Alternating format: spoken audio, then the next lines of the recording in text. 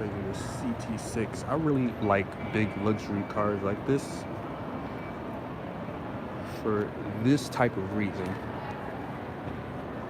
You have somebody tall like me, like I could be a basketball player. I'm 6'1¾".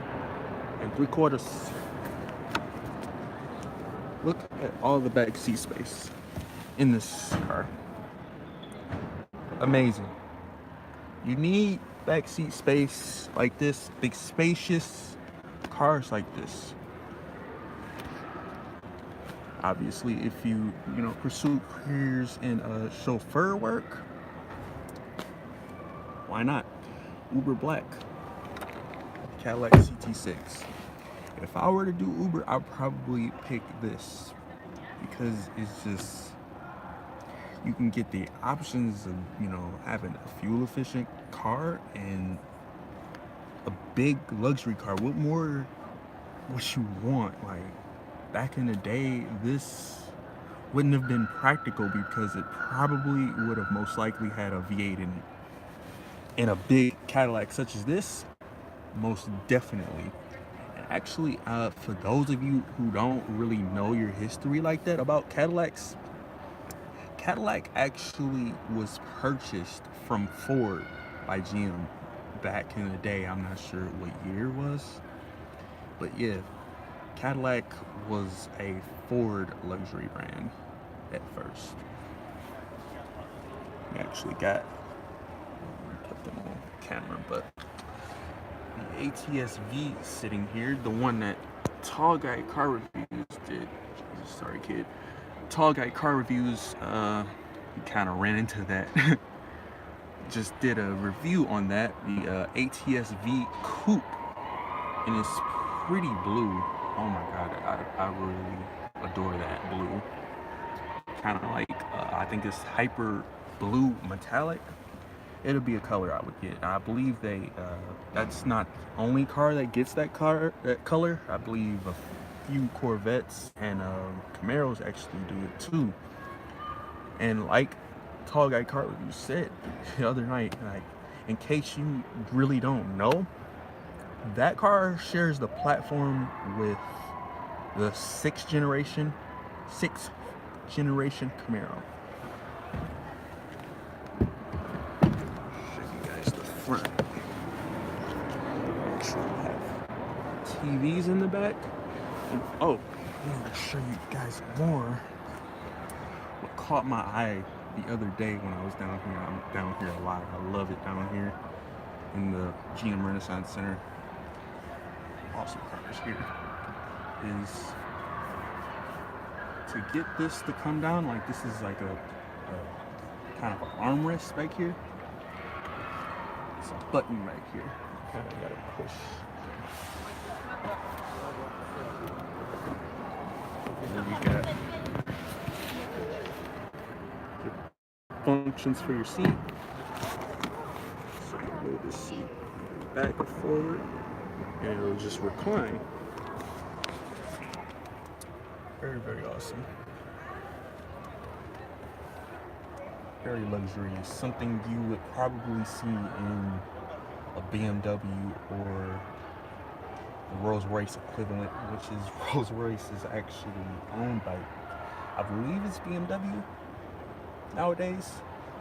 So many mergers and cross combinations, it baffles me and surprises me how many, like for example, back in the day, I didn't know that Audi purchased Bentley. So Bentley, the company that's like an English company or a United Kingdom company, is German. Kind of like has German roots in it.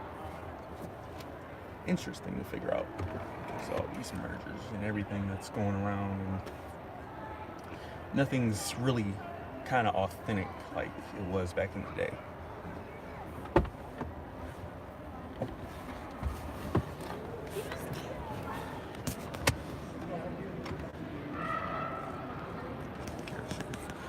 Skylit moonroof right here. It's actually a dual put you on camera. Sorry about that, man. Bro. You got your dual pane moonroof. This one isn't open for some odd reason. I don't know why they don't have that open. 60,000. I don't even think it's worth it. You don't think it's worth it? I don't think it's worth it.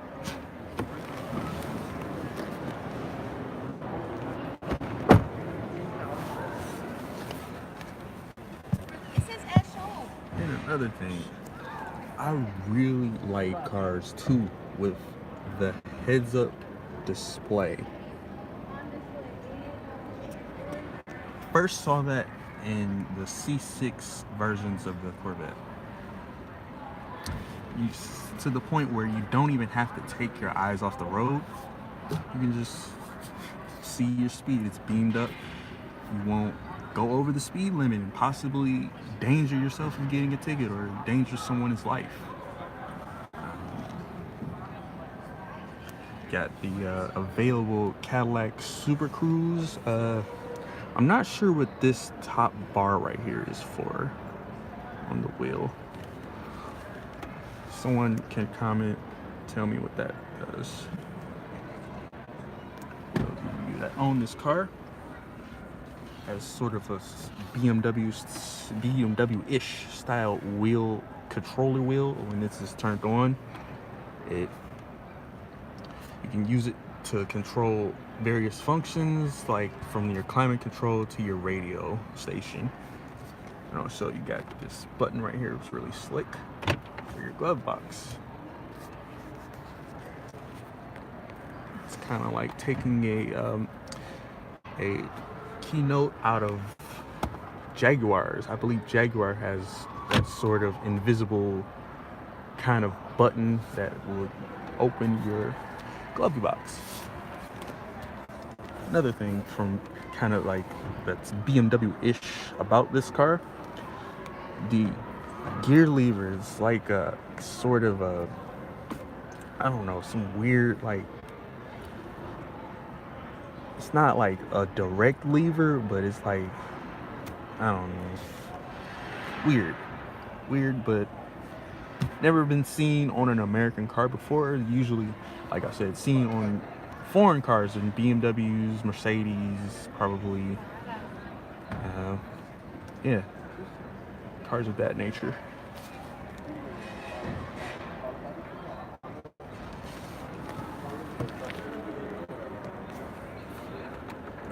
Glove box, or not your glove box, but just little storage compartments right here, lined in, man, soft velvet. It's very, very pleasing to touch and like just rub your fingers across it. It's like suede.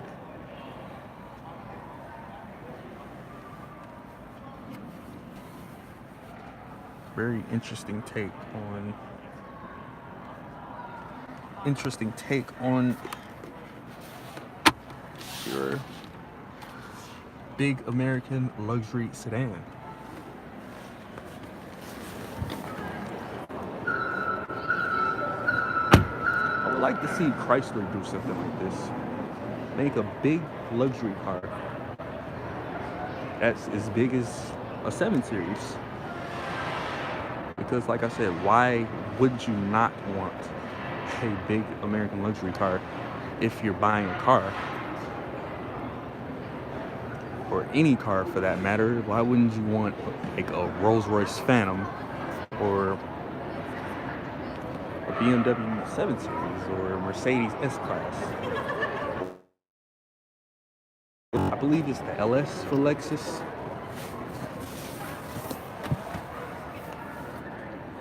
Yeah, man, it's so comfortable. You almost want to fall asleep back here. It smells so good, so new. They always said I had a face for TV. And I feel like I've always had like a knack for like doing kind of car reviews. I'm just camera shy. I'm camera shy and I have anxiety. Asshole. But you know, I'm not gonna get into that. I'm not gonna get into my personal shit. Excuse my language. Excuse my foul. Oh Lord. Oh Lord. Is that right, miss? Is that right? Let's highlight this. Sitting in a Cadillac while looking at a Cadillac. And yeah, we have the ATS-V, which has 464 horsepower, and yeah, just, I guess, Cadillac's take on a coupe. I think personally it's a bit overpriced, but it is trying to compete with the likes of a BMW M4, the Mercedes C63, I believe. I don't know what they're calling it nowadays. Mercedes is kind of going through their own sort of luxury brand changes. Step out of here, give you a better look at this.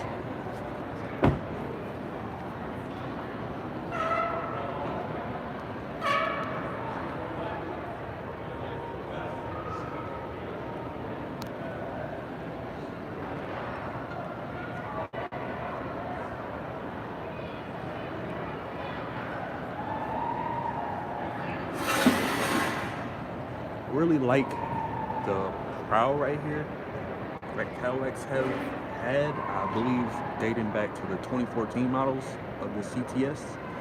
This design language, oh man, this running light that runs the strip down, beautiful. It looks like a piece of jewelry. If you actually look at the Escalade and you look at like the bulb of the light, it looks like diamonds, like jewelry.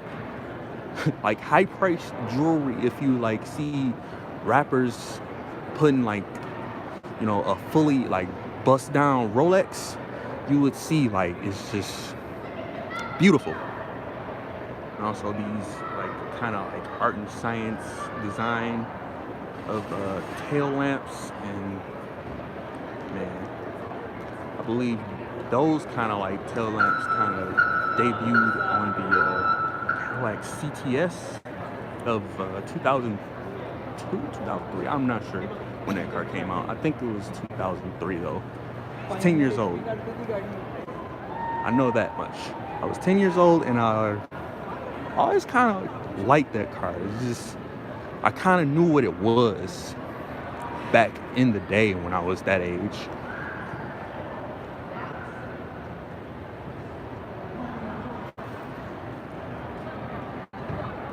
Your larger openings in the front end.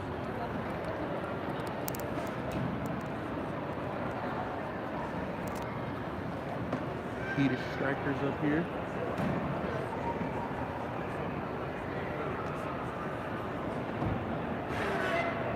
Obviously to aid for better cooling. Got your bucket seats sitting in here.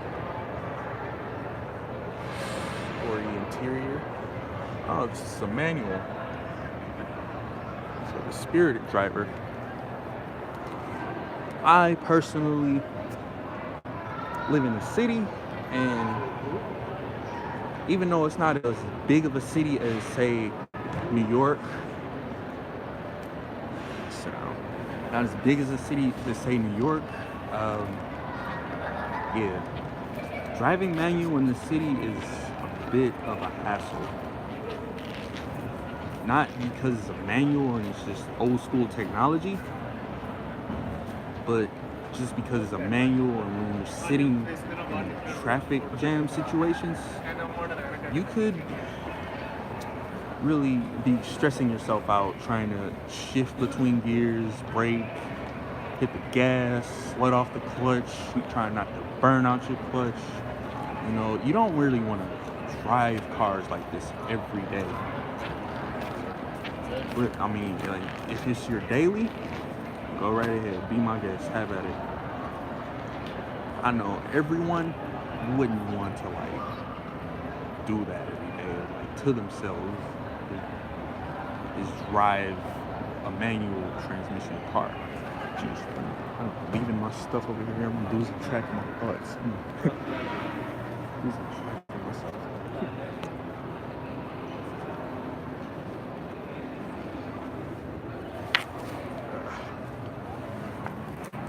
That.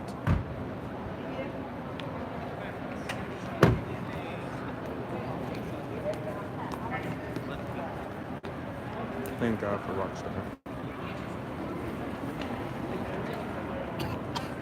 Gross. I probably wouldn't have did this today.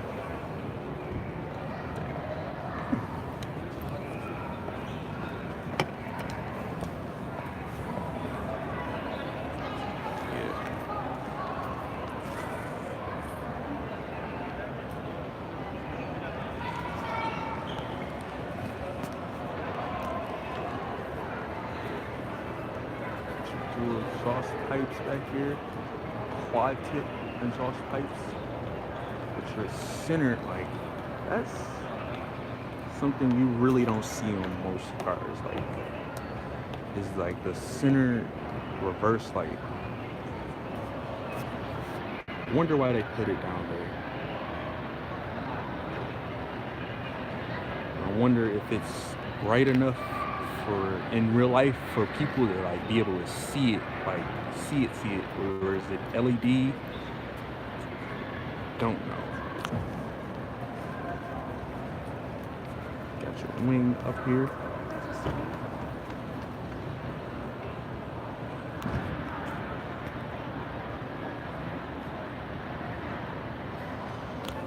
Yeah. Twin turbo 360 V6 in there. Kind of like, I would compare it to the modern day Buick Grand National, because I don't know if the Grand National had a twin turbo or a single turbo, but yeah, one of those sleeper cars that you hear about. Fast and Furious type joints right there.